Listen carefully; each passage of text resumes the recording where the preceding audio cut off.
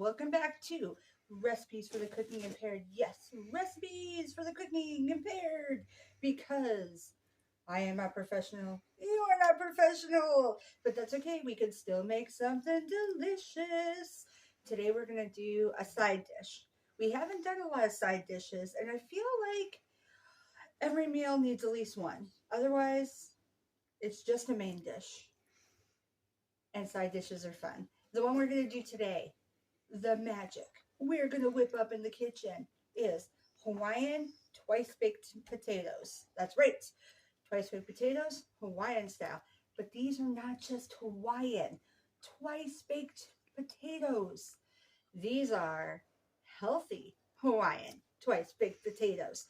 And a fun little side dish if you are giving these to kiddos, they're not going to know that there's extra healthy put in. Unless, of course, they're watching you bake or you're letting them watch this video with you. So if you have a finicky eater, maybe stop the video and play it when they go to school or go to a friend's house or go to bed when they're away from the screen, because it's going to let the cat out of the bag. Cat, meow! There goes. See? All out of the bag. All right, here we go, guys. So here's our recipe ingredients. Hawaiian twice baked potatoes. Yeah. We got 1 can, or an 8-ounce can, not a ginormous one, the good size one, of crushed pineapple, and you're going to drain it. Now, we will not be using the juice for this recipe at all, but you can always save the juice, put it in a beverage, put it with something different.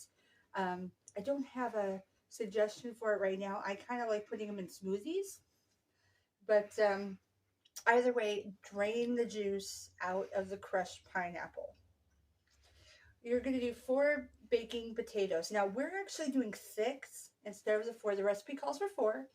We're doing 6 because I am sharing this with a decent-sized family, my camera lady and her family, and they are super jazzed and a little irritated that I didn't make this earlier in the day so they could eat it for dinner.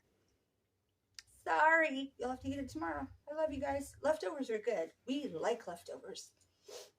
All right, next, 2 slices cooked chopped bacon. So we're actually doing more than 2 slices because, again, we're doing 6 potatoes. So instead of doing 2 slices cut, we did 4. So if you're doing more like 6 baked potatoes cut in half, you're going to want to use 4 slices. And yes, we will be cutting the potatoes in half. For those that have never done twice baked potatoes before, they start out whole, you cook them, you cut them in half. We will go through this step by step. 1 acorn squash, it's going to be cooked, and it's going to be cooked with 1 tablespoon of butter. We cut this up, we pre-bake it so that it's nice and squishy, and we want to scrape out the squish. I will show you how this works. 2 tablespoons of green onion, and that is the dishes. They are super excited to be part of this fun. Did you hear it? I heard it. Anyway, 2 tablespoons of green onion or minced onion. So if you're out of green onion, it comes in there are these long green stalks. They have a little white onion bulb at the bottom. You just cut up the top real fine. If you want to go more of a fresh option, or you can use minced onion. Really, either one works fine depending on what you have on hand. We're going to go ahead and do the green onion because I do have that on hand, thankfully. 2 tablespoons of green bell peppers, and these are going to be cut pretty small, so about yay big to a little bit smaller, little chunks. And we're going to be mixing that in. Then you have 2 tablespoons of sour cream. That's going to be part of the mix. You're going to add some pepper to taste or a dash, and we have discussed this on previous videos, but if you miss it, a dash or pepper to taste means that you're just putting a tiny bit in, and it's based off of your preference. If you like things a little peppery, you're going to use more than somebody that doesn't like peppery food. The important part is you are going to use a little bit. I suggest use the smallest amount first, taste test, because you can always add more. Always add more. Cannot take it away though. So if you put too much in at the beginning, you can't pull that pepper out once it's already in there. So start off small, add a little as you go until it's the taste you like. So pepper to taste. And then you're going to have some shredded cheddar that you're going to put on top. So that'll be our final part. Once we have mixed all the ingredients together and we have restuffed our potatoes, the cheese goes on top and it goes in the oven. So for the acorn squash, you're cooking it at 350 for 45 minutes. For the potatoes, you're cooking the potatoes wrapped in foil, and I'll show you all the details on that one as we go, for 30 to 45 minutes, depending on your oven. You can still use 350. If it is not soft enough, because you're going to take it out, you're going to squish it a little bit. If it still feels firm, put it in for an additional 15 minutes and then check it as you go. Everybody's oven cooks at different rates. Even though it says 350, some people's ovens are a little hotter, some people's are a little cooler. Some people's ovens cook better on one side than the other.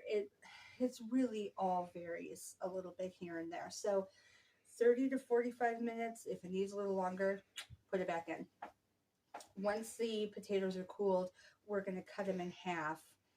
We will go through all that as we go. But until then, for our metric friends, I got you covered. Hawaiian, 2 baked potatoes in metric form. And you're done. Wow. All right, friends, we're going to go to the kitchen and let's get started on this magic. Ooh. Okay, so you're going to take your acorn squash and cut it in half, just like I did here. And then we're going to scoop out all of the seeds. Okay, we have all the seeds scraped out. As you can see, we've preheated the oven to 350. And you're going to, before you put it in the oven to cook and bake, we're going to put in about a half a tablespoon of butter in each half. Okay, now it goes into the oven and it's going to cook for 45 minutes. We want the center of that acorn squash to be nice and soft. All right, my foodies, let's get these acorn squash out. We have 2 halves. The butter is melted on them. They look amazing. This is after 45 minutes of cooking on 35. It should look like this. It should be melted, and your fork should be able to easily slide through it, just like so. Very easy. Okay. All right, so while this is cooling, we're going to go ahead and remove these once they're fully cold and put our potatoes on top. So I told you in the recipe to do 4. I'm doing 6 because I'm sharing it with my camera woman's family. And so this is going to go back in. You're wrapping them in foil like so, and you're going to poke holes in it for vents. And we're going to cook our potatoes for 30 to 45 minutes to make sure they're fully cooked. Then when they are cooked, they are going to cool. We'll go from that part next. But I'm going to remove these acorns and put this puppy in. Still keep the oven on 35 for 30 to 45 minutes. Now I'll be back with you guys. All right, so this is now cooled down enough so we can hold it. We are going to scrape it into a container. Moist because it had that butter in it, and that is good. Any parts that are a little dry are going to be fine because we're going to be mixing this with the pineapple that has been drained and the sour cream afterwards, as well as the potato itself. So this will be part of our twice baked potato mix. So get that all out. And you want to get the sides, make sure you get as much of it as you can, because this is all part of a Hawaiian baked potato. Yum! All right. And one more. Okay, dig it all out. Now, even though I decided to add 2 more potatoes to my recipe, you still only would use 1 acorn squash. So 1 acorn squash for every 4 to 6 potatoes. If you're doing a bigger meal, like say you want to do like 8 or 10 potatoes because you got quite a few people coming, or you're taking it to share at a potluck or something, then you're going to need 2 acorns for that. But 4 to 6 potatoes that you're making, totally fine. All right. I know this is super messy, but we're getting all the good stuff out, guys. This is how we do it. Yeah. Okay. And then, of course, afterwards, we're going to get rid of our rinds, and we're going to squish this up good. All right, once it's fully squished, we'll just put it off to the side, because in a large mixing bowl, when the potatoes are done, we will add the rest of our ingredients. All right, looks good. All right, guys, our timer went off for our potatoes. We ended up putting them in as is, so I'm just going to put them on the tray. And we're going to let them cool before we cut them in half and scrape them out. So 6 potatoes eventually will be 12 halves. Yay, math. If you did 4 potatoes, you'll have 8. All right, so we're going to let that cool, and then we will come back to it. All right. Okay, so as you can see, we had already done our acorn squash. I showed you guys how to scoop it up. This is both halves, all meshed up and ready to go. This right here is the insides of our potatoes. Now, I have 1 potato that I haven't done yet because I want to do it with you. The only part I had done is I have cut it in half. You're going to cut it in half long ways. Do not cut it in half small ways. For one, it's hard as heck to scoop out without breaking it into pieces, for one. For 2, when you cut it in half this way and try to scoop everything out and you put the new stuff in, it doesn't cook as easily. Plus, it rolls all over the place. It's not great when you cut it in half this direction. As you can see on these ones, although they're not perfectly flat, they're fairly flat. They will cook so much better. So we're going to do this together. We got our 2 halves. These have already cooked. They've already cooled. They're warm, but they are not hot. Do not handle hot potatoes. There is a whole entire game about this. You hold them too long, you're out. You drop them, you're out. You probably remember this from being kids.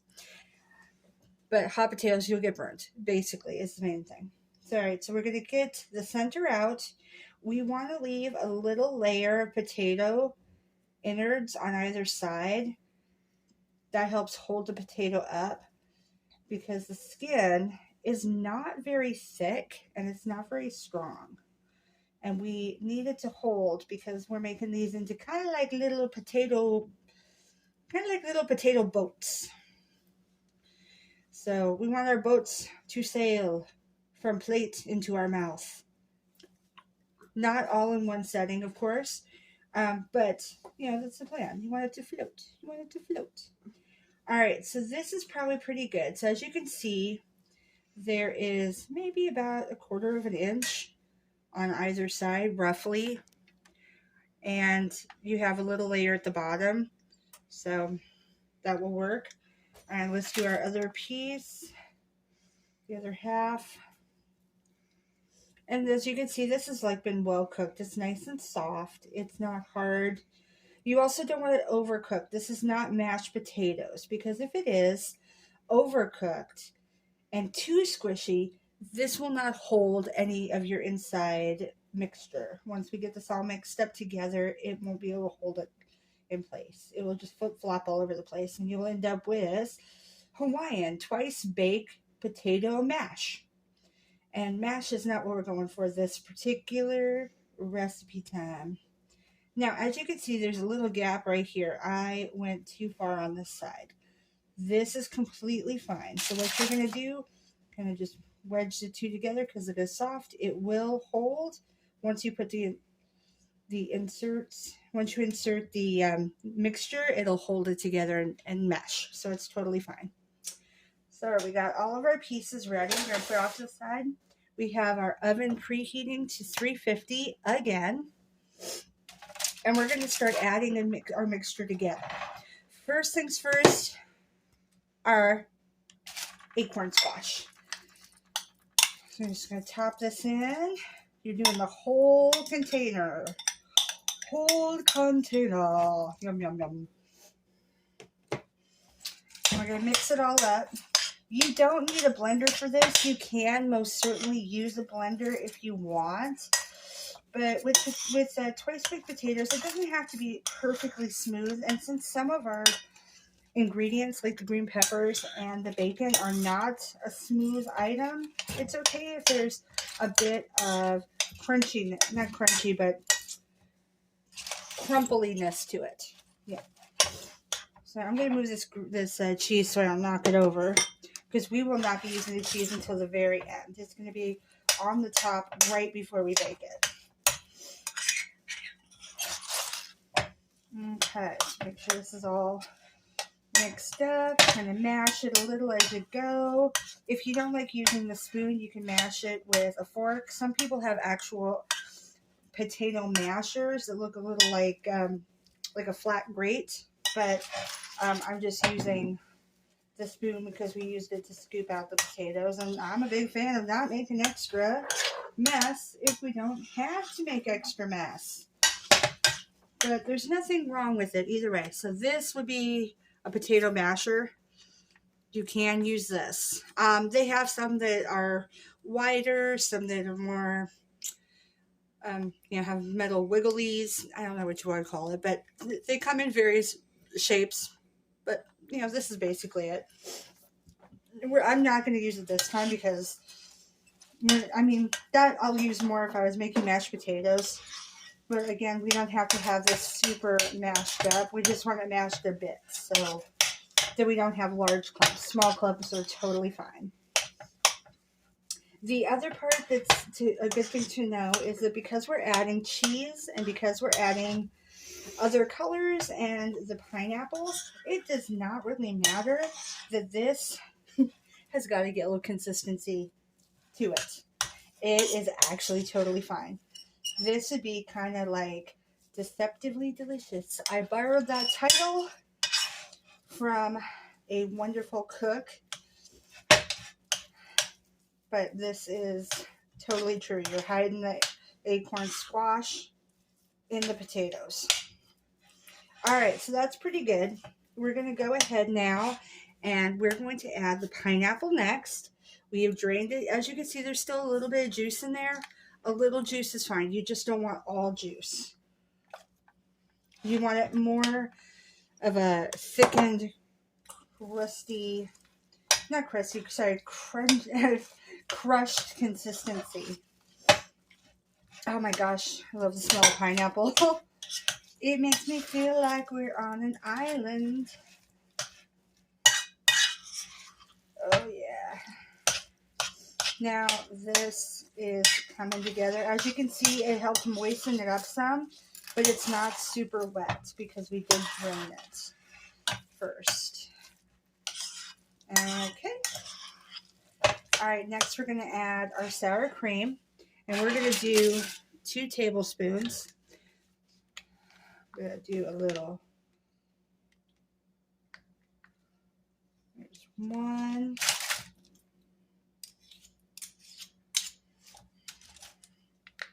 And whoa, pop goes the sour cream. Whoop, whoop. Sure we have enough. Okay. And 2. Okay. All right, it doesn't take very much sour cream. I know some people are used to baked potatoes having sour cream and a decent amount on it. This just helps with giving it a little bit more of a creamy consistency. We don't want a ton of the sour cream on there because the sour cream is not the main ingredient. It's not the featured ingredient. That's not who we invited to the show. They're just a side item. If this was a movie, it would be a co-star at best. Okay, and that is all right. There are no small parts, just small condiments. All right, we got that mixed up. We're ready to roll with the next part. Now we have cooked bacon. Now, I have, in the recipe, it says 2 slices. We have 4, cooked ahead and then cut up. Now, I have it kind of soft. It's kind of the squishy bacon. It's cooked, but it's not hard. If you like yours more crunchy or more like bacon bits, totally fine. There's nothing wrong with that. You bake it to your preference, but it does have to be cooked before going in this recipe. That is a must. All right, put that in and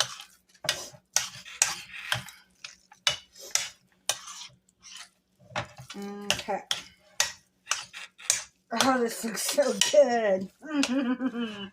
All right, now we have our green onions. This is supposed to be 2 tablespoons. We have 3 because we have more potato. If you're going directly with the recipe and only doing 4 potatoes, then do the 2 tablespoons. Isn't that a pretty color? We got the yellow, we got the brown from the bacon, we got the fresh, beautiful green, but guess what? We are not done with the color green yet. Next is going to be our green pepper. Green pepper. Mr. Green pepper. Sorry guys, I'm a little extra caffeinated right now. So a little extra weird. All right, so we're not using this whole thing. We are going to measure out 3 tablespoons. Since we have used this side, we're going to use that side. It's also a tablespoon. So there's 1, there's 2, there's 3. And then the rest will be saved to be used in other recipes. That is how we do it in the kitchen. Yeah. Now, I also am kind of a fan of using cooked green peppers. So if you wanted to cook them down, and so they're a little more, softer in the actual potato, because these will cook down some while we bake them. But if you like them even more of a soft consistency, you can pre-cook them a bit. It's an option. It's not required, but it's an option. All right, so now we're going to bring our little potato boats over. And we are going to fill our potato boats. All right. We're going to fill our potato boats.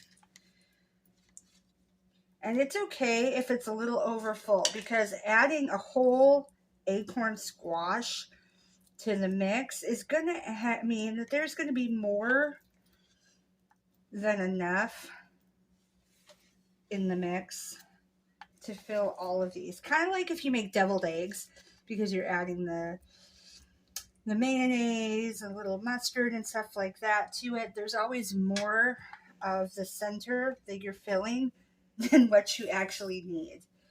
It is a fun scenario. So what I like to do if I have when I have leftovers that don't fit into my little potatoes with this kind of recipe, is that I'll actually put this on some toast. Take a piece of bread, put it on the broiler in your oven with this just on top, because this is already cooked. Everything in there is already cooked. And then put it in. And it works really well. And just kind of another option for what you can do with what is left from your recipe, because there will be some left over. All right, guys, I know they're all squished together, but it's only so they don't fall over. We're going to add our dash of pepper. I know you probably wondered if I had forgotten. No, I had not. So a little dash, just a little dash. As you can see, I'm not covering it, but I am putting a fair bit, because I like pepper, and my cameraman's family likes pepper, just as long as it's not so peppery that you sneeze just sniffing the food. That one's got a little bit extra on it, but that's okay. That'll be mine. Alrighty, now, last but not least, the pierre de resistance. Ha ha. Yeah, that was really good French. Yeah. We're gonna add the cheese. So a little bit on top of each, and then we'll add more if we have more left over. We'll put it on top. We don't want it falling over. The pan does not need the cheese. The potatoes, they need the cheese. Give me that cheese. Give me that cheddar. Mm-mm. Give me that cheddar. Mm-mm. Now, if you do not like cheddar, this is medium sharp cheddar. You could use Kobe Jack, which is kind of what my family absolutely adores at home. Kobe Jack, yum yum yum. You can even do mozzarella if you want, but this tastes best with cheddar or a cheddar derivative. You can use sharp, you can use medium. Any of those is fine. And it looks like I should have maybe grated a little extra cheese, but that's okay. There isn't a set amount, like cup, half a cup, 2 cups. There isn't a set amount for how much to grade. But since I don't have it already pre-graded, I can't just grab the bag and do it. So we're just going to make do with what we got. And that'll be fine. So now, my friends, my foodie friends, it goes in our preheated oven. As I said before, 350. Bottom rack. Ready to roll. And bam! We will be back shortly. It'll be seconds for you. But it will be, for me, 45 minutes. Okay, guys, it is time to get out our potatoes. Twice baked Hawaiian potatoes. Hula, hula, hula. A hula, hula, hula. Okay, enough of the silly. Here we go. Oh, they're so good. All right, so here is our delicious potatoes. As you can see, cheese melted on top, cooked, ready to munch. Delicious. If you want to do so, you could even put this on the plate, serve them up, put another dollop of sour cream on there if you so choose, or a little more of the cheese. Either way. But this will be great on the side of any delicious meal, or as a potato yum yum snack if that's what you're into. But either way, so glad that we decided to make these. Thank you again, Aaron, for your suggestion on more side dishes. Another option for you. All right, let's get this plated and enjoy.